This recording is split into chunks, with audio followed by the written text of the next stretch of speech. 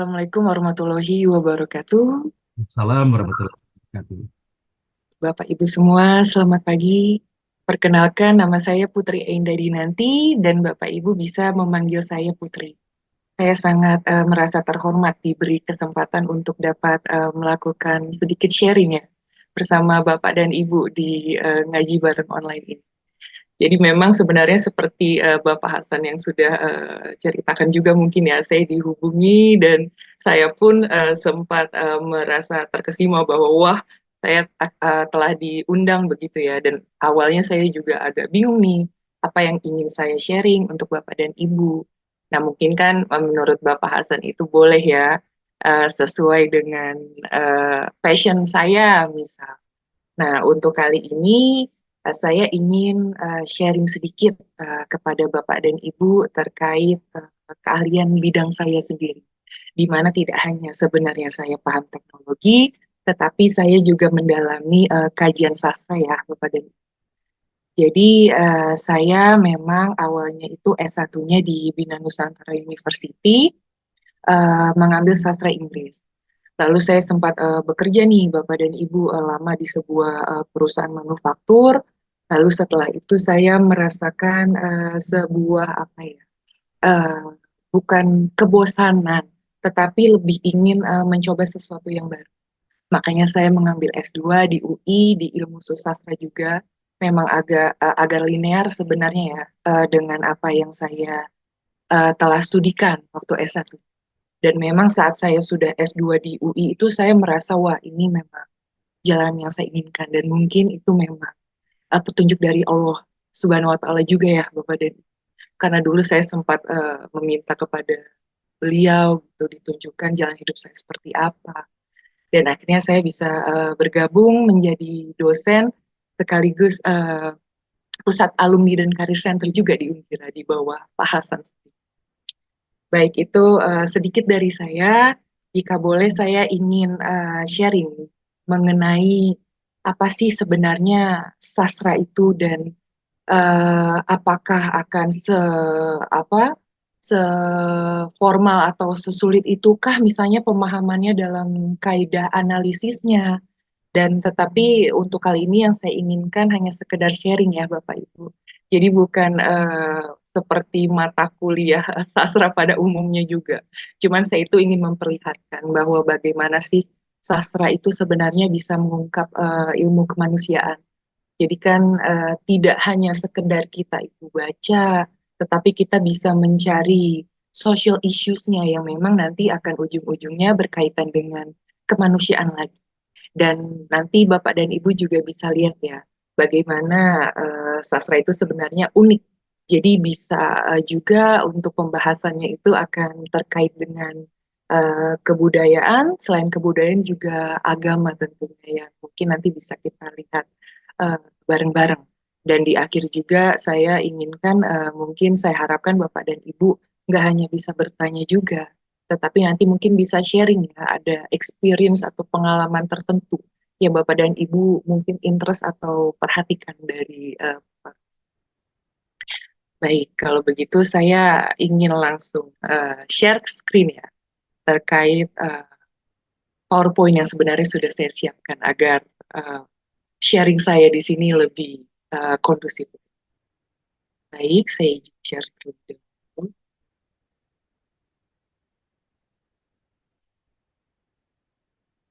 Bismillahirrahmanirrahim.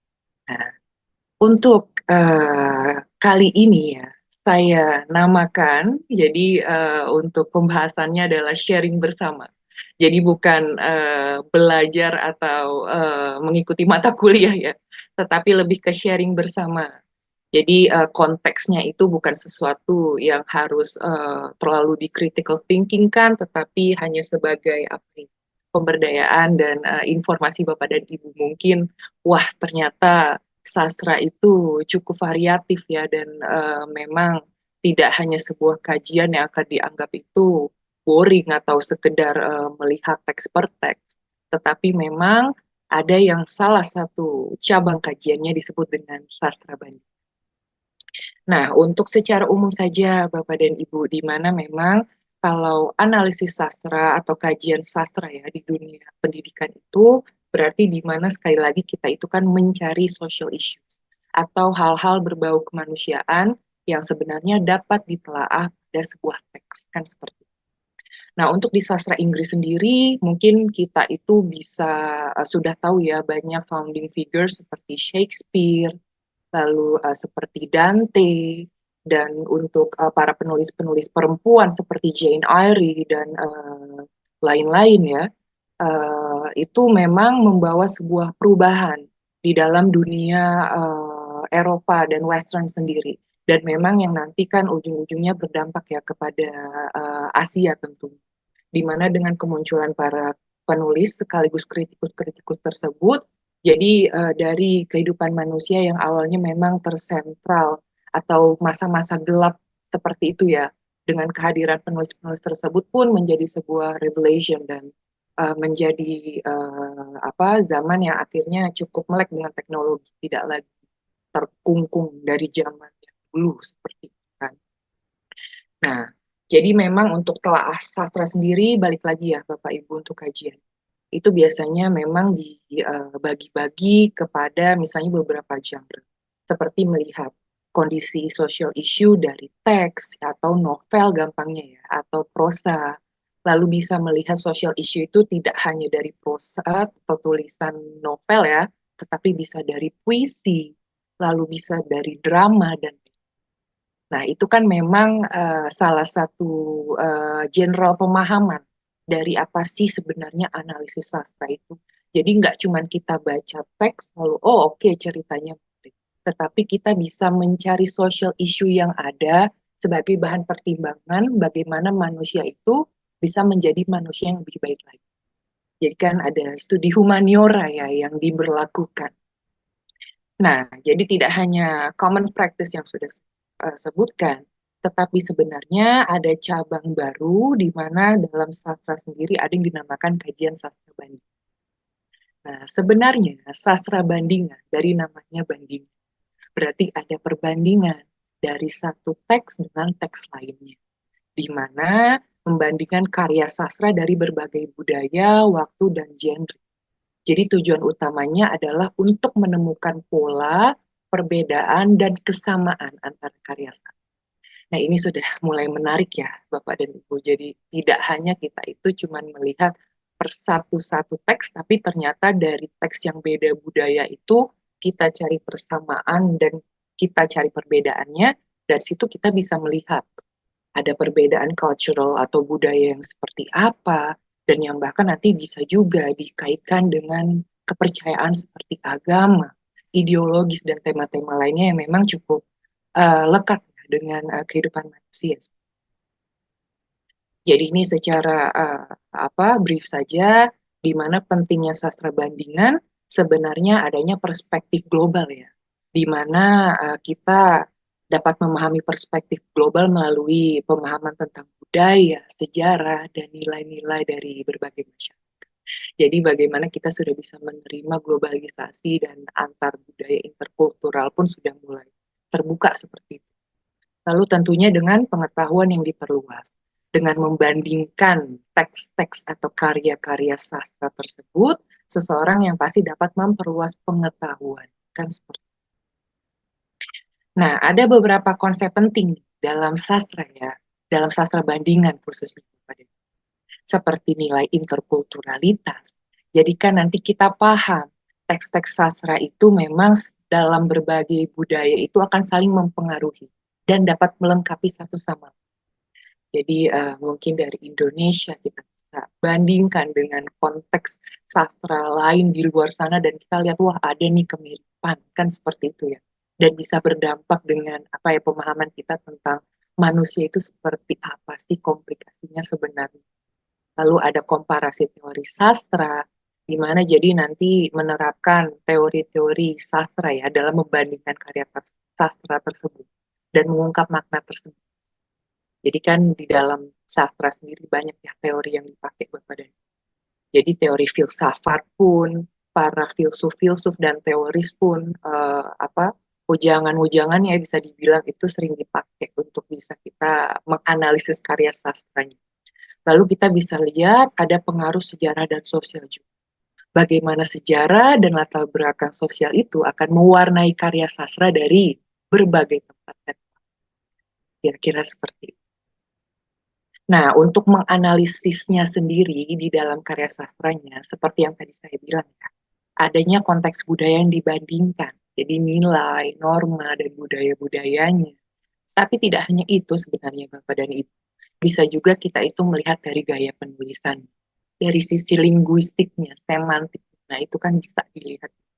Lalu dari tema dan motifnya juga, itu juga ya, mungkin dari sisi lebih intrinsik.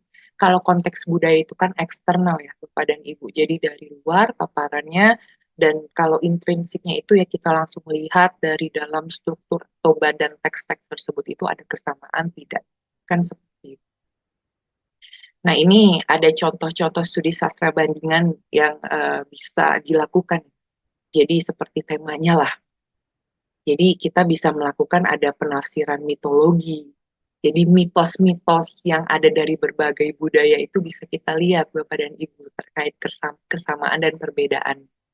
Lalu ada pula seperti analisis tema ya, mungkin sudah saya sebutkan tadi, tetapi ini lebih praktikal, di mana kita bisa membandingkan peran dan makna kehidupan, seperti cinta, keluarga, persahabatan, dan lain-lain, dari latar budaya yang berbeda. Nah, nanti kan kita bisa lihat bagaimana sih konteksnya kalau di negara ini, lewat sastra ini, lalu bagaimana sih kalau di negara yang misal dari barat ya, bagaimana sih konteks persahabatannya.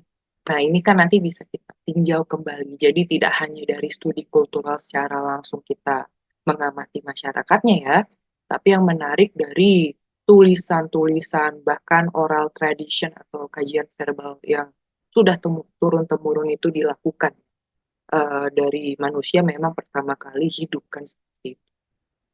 Lalu ada perbandingan karya epos. Nah, ini bisa Bapak dan Ibu seperti menganalisis perbandingan antara karya-karya kepahlawanan dari berbagai budaya dan konteks sejarah. Nah, karya-karya kepahlawanan itu kan sering ya muncul di mana itu memang sejarahnya awal-awal karya sastra itu akan menceritakan kisah pahlawan, kisah orang-orang yang memang pernah berjasa dalam intinya bisa menjadi panduan gitulah untuk manusia hidup. Nah, itu kan dari Yunani dan bahkan di Indonesia pun memang sudah turun-temurun dilakukan. Nah, itu nanti bisa dalam sastra bandingan sendiri dipraktekannya itu dikomparasi begitu ya, yang akhirnya apakah ada perbedaan dan kesamaan. Nanti bisa ditinjau ulang bagaimana sih kehidupan sosial manusia sendiri pada zamannya kan. Nah, baik. Sebenarnya ini mulai ya Bapak dan Ibu masuk ke contoh-contohnya yang mungkin Bapak dan Ibu bisa langsung bayangkan dan bandingkan nih, keunikan dari sastra bandingan itu. Ya. Nah, mungkin kalau Bapak dan Ibu lihat nih ya pada screen, mungkin ada yang pernah kalau Sangkuriang saya yakin tahu ya ceritanya semuanya gitu ya, legenda atau cerita rakyat Indonesia. Nah, mungkin ada juga yang tahu Sophocles Oedipus Rex ceritanya. Nah, ini kan memang Greek ya, Yunani, di mana ini sebuah teks kanon juga yang sering dipelajari. Nah, ini sebenarnya di saat kita bisa membandingkan atau melakukan kajian sastra bandingan, itu ada kesamaannya Bapak dan Ibu.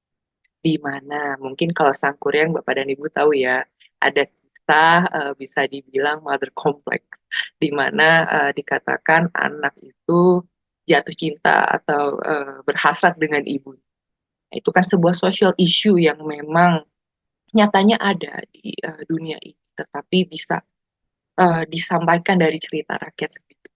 Nah, itu saat dibandingkan dengan Oedipus Rex yang ceritanya mirip Bapak dan Ibu. Oedipus Rex itu konteksnya kerajaan. Jadi memang zaman dulu ya di Yunani itu kan apa memang kental dengan kisah pahlawanan dan kerajaan di mana Oedipus ini salah satu pahlawan yang akhirnya akan diangkat menjadi raja. Dan akhirnya setelah tragedi-tragedi yang bermacam-macam ada konteks di mana Oedipus ini juga ingin memperistri ibunya. Nah, di situ kan menarik ya Bapak dan Ibu. Jadi dari konteks latar yang berbeda, yang satu dari Yunani misalnya kan, dari Greek itu, yang satu dari Indonesia. Ternyata sama-sama memiliki cerita yang mirip-mirip untuk mitos dan zaman dulu.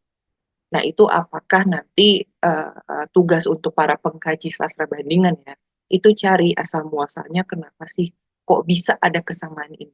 Dan tugas kedua bisa juga apakah segi dari isu-isu sosialnya itu akan direspon atau ditanggapi berbeda nih di masing-masing masyarakat. Yang satu dari Western, yang satu dari Eastern, kan seperti itu. Nah, itu salah satu contohnya saja. Nah, ini ada juga Bapak dan Ibu. Ini sebenarnya saya lumayan, sebenarnya saya udah tahu nih ya untuk artikelnya, tapi saya menarik nih mau sharing untuk Bapak dan Ibu. Jadi memang ada sebuah jurnal artikel ya yang cukup menarik, di mana judulnya itu Bapak dan Ibu bisa lihat sendiri, tetapi intinya ya ada studi perbandingan antara Al-Quran dan Old Testament atau Taurat pada Torah. Jadi di sini konteksnya sepertinya bukan lebih ke teologinya, tetapi bagaimana apa konteks atau teori sastra bandingan itu bisa diterapkan pada apa bukti-bukti teks-teks yang ada di masing-masing kitab suci. Nah, itu kan dilakukan ya oleh Momen Nejat dan Talasan ya, dan masing-masing itu mereka memang bekerjanya sebagai dosen di Yasuj University Iran. Nah, setelah melakukan kajian analisis yang cukup mendalam terkait teks-teks atau kutipannya, kalau dalam sastra itu memang yang ditelaah atau bukti kutipannya itu ya teks-teks di dalamnya ya, yang maupun tersirat ataupun tidak tersirat gitu Bapak Dan. Telah ditemukan tabel perbandingan antara Al-Quran dan Taurat tentang divine knowledge atau pengetahuan ilahi sebenarnya. Nah, ini saya secara brief saja ingin sharingnya ya. Seperti ada perbedaan terkait monoteisme. Kalau katanya di Al-Quran itu akan dibagikan dengan Islam dan Yudaisme ya. Jadi seperti ada komparasinya gitu. Tetapi di saat Taurat itu dibagikan dengan Islam dan lebih juga akan menekankan monoteisme. Jadi mungkin sebenarnya ada persamaan, tetapi nanti dari atribut-atributnya seperti kalau di Al-Quran mencerminkan sifat ilahi dan satu Tuhannya itu lebih kental seperti itu ya. Tetapi untuk Taurat seperti ada atribut kehadirannya itu memang lebih seperti ada formnya atau bentuknya itu akan lebih terlihat gitu dari diksi-diksinya gitu Bapak dan Ibu. Tetapi memang eh, dengan fitur antropomorfis, jadi lebih agak seperti di kemanusiaan-kemanusiaan lagi gitu. Ada di gambar penggambarannya intinya kan seperti itu. Nah, terkait misalnya penolakan atribut manusia, kalau di Al-Quran atribut Allah ya, Allah kita, Tuhan kita itu akan lebih eh, ditolak saat ada sedikit pun atribut manusiawinya kan seperti itu. Tetapi kalau di Taurat sendiri atau Old Testament ya, atributnya itu akan seperti ada yang digambarkannya mirip-mirip manusia yang akan diberikan kepada Tuhan. Nah, itu salah satunya saja ya Bapak Ibu, contoh-contohnya. Tetapi mungkin nih satu lagi ya yang menurut saya eh, cukup menarik. Kalau di Al-Quran sendiri tidak adanya pernyataan yang kontroversial menunjukkan ketidaktahuan Allah seperti itu ya Bapak dan. Tetapi saat di Taurat sendiri seperti ada pernyataan kontroversial yang menunjukkan pengetahuan ilahi yang sebenarnya itu terbatas. Jadi kan kalau kita dalam Al-Quran sendiri memang Allah itu sempurna ya Bapak dan saya pun belum dalam ranah itu sebenarnya, tetapi yang saya pahami Allah itu memang sebuah zat yang maha kuasa, tetapi setelah ditelaah lagi melalui studi kajian sastra bandingan ini, ternyata di Taurat ada beberapa kutipan yang setelah dianalisis itu malah menunjukkan bahwa ada pengetahuan yang terbatas dari Yahweh-nya atau Tuhan Allah versi dari Old Testament, intinya seperti itu. Nah, itu salah satu kajian-kajian menarik sebenarnya sastra bandingan yang bisa diterapkan dalam konteks agama juga. Nah, yang terakhir nih Bapak dan Ibu, ada juga yang menarik. Nah, ini gambaran perbandingan langsung ya. dari studi bandingan puisi, teksnya puisi, yang dari puisi Indonesia dengan puisi berbahasa Arab. Jadi ini dikajinya oleh apa nih Bapak Hizkil Hamzah dan Tasnimah dari Universitas Negeri Sunan Kalijaga. Jadi kalau Bapak dan Ibu lihat pada screen, ada dua puisi yang sebenarnya yang satunya dengan judulnya Bubarnya Agama ya. Dan itu memang menyoroti terkait bagaimana agama saat corona. Jadi maksudnya kalau puisi itu kan adalah instrumen keluh kesah kita gitu ya Bapak dan Ibu. Dan ini disampaikan bagaimana sih ada konteks-konteks agama yang keluar di puisinya saat bulan corona, saat kejadian corona saat itu. Nah, satu lagi juga ya, tetapi memang itu penyajiannya berbeda. Kalau Bapak dan Ibu bisa lihat nih di komparasi ya, mungkin bisa sambil baca. Kalau saya cuma baca sedikit-sedikit aja.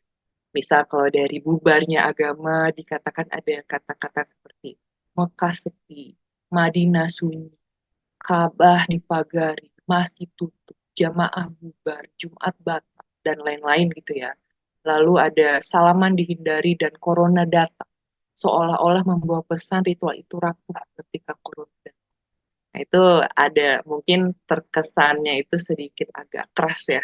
Ada mungkin mengkritisi juga, tetapi lebih ke apa ya, keluh kesahnya sendiri mungkin sebagai Bapak Said Munirudin ini yang seorang agamis gitu dan kondisinya memang seperti itu saat di Indonesia sendiri. Nah, namun oleh Al-Jaber Badani ya, mungkin ini dalam bahasa Inggris tetapi akan saya sedikit saja ceritakan bahwa dibanding adanya nilai-nilai kritisi dari puisinya, dia itu lebih menggunakan kata-kata seperti thank you Corona. Anda men-teach atau mengajarkan orang-orang yang tidak tahu apa-apa, kan seperti itu. Bahwa ada nilai dari sophistication, kualitas, dan moral manusia sendiri. Intinya untuk diksi-diksi pemakaiannya itu bukan sesuatu yang keras Bapak dan Ibu. Kalau Bapak dan Ibu bisa lihat ya.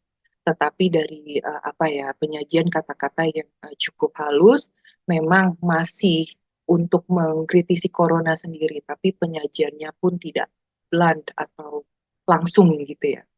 Nah, mungkin saya ingin sedikit saja apa ya menjelaskan terkait hasil dari komparasi ini ya, di mana ujung-ujungnya ya para pengkaji ini, penganalisis ini melihat bahwa sebenarnya dua puisi ini memang apa ya, adalah sosok yang sama-sama mengkritisi, di mana yang satunya dari konteks Indonesia, yang satunya kan dari konteks negara Arab ya.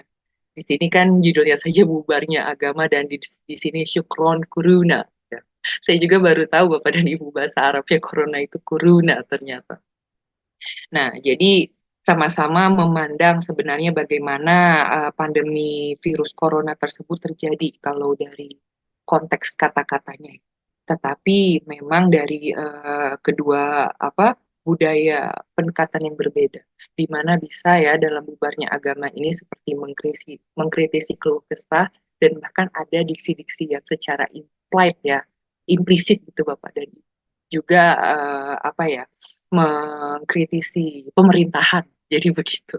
Dan di saat Syukron Kuruna ini sama-sama ya seperti puisi yang dalam Indonesia ini eh, tadi saya bilang memberikan keluh kesah terkait corona, tetapi lebih ingin memberikan apa ya sebuah pesan yang deep untuk para masyarakatnya itu lebih baik kita bersyukur seperti itu dengan say thank you dan maka dari itu juga kita akan semakin sabar ya di mana di negaranya ini pasti kan sama-sama terkena dampak yang luar biasa dari corona juga. Jadi dengan puisi-puisi, instrumen puisi ini, marilah bersama-sama uh, mendapatkan kesabaran sendiri seperti itu. Jadi menarik tuh Bapak dan Ibu intinya dari sebuah kajian yang memang kan ilmiah sebenarnya, tetapi bisa juga menyumbang kontribusi moral dan pesan sendiri ya untuk kita sebagai manusia agar lebih baik lagi dalam menyikapi intinya. Nah, ini kesimpulannya ya. mungkin sedikit saja di mana ada hal yang perlu dipahami juga adanya keberagaman manusia sendiri dari sastra bandingan ya, di mana ada cakrawala memahami bahwa beragamnya pengalaman manusia dengan adanya globalisasi pun kita sudah mulai terbuka ya saat ini. Lalu kita bisa melihat adanya nilai sosial dan historis di mana memberikan wawasan penting tentang nilai-nilai sosial dan sejarah manusia. Dan last but not least, terkait cinta dan bahasa. Cinta akan bahasa sendiri itu saya sebagai praktisi akademik ya, Bapak dan apalagi salah satu yang memang sering mengajar bahasa Inggris di kampus. Jadi dengan kita melakukan studi-studi sastra sendiri, mungkin ya akan mendongkrak bagaimana seseorang itu ingin memelihara, menerjemahkan, dan menghargai bahasa dari memang budaya-budaya yang berbeda. Baik, itu paparan dari saya. Mudah-mudahan bermanfaat ya Bapak dan Ibu.